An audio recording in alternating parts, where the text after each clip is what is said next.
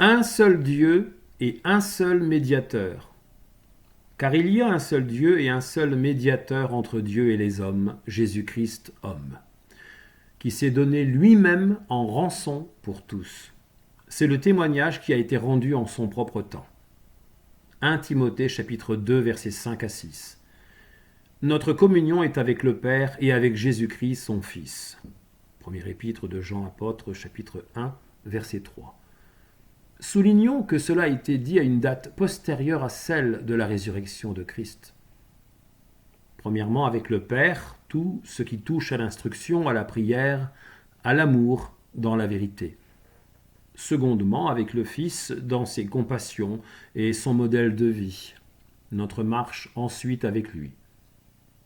Il ne faut pas précipiter les choses, c'est lui qui choisit et qui établit. Nous n'avons pas à nous recommander nous-mêmes, c'est lui qui choisit donc et qui envoie. Le modèle parfait de soumission et d'obéissance que nous avons dans l'Évangile est Jésus-Christ. Nous devons suivre ses traces. Dans 1 Pierre chapitre 2 verset 21.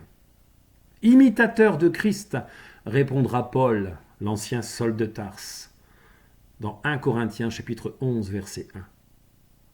Obéir à Dieu, aimer nos ennemis et prier pour ceux qui nous maltraitent et qui nous persécutent.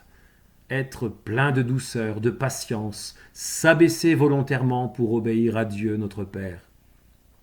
Le diable ne supporte pas d'entendre que Jésus-Christ soit le Fils de Dieu. C'est normal puisqu'il l'est et que son Dieu l'aime. Le Père aime le Fils et lui a donné toutes choses entre les mains. Celui qui croit au Fils a la vie éternelle.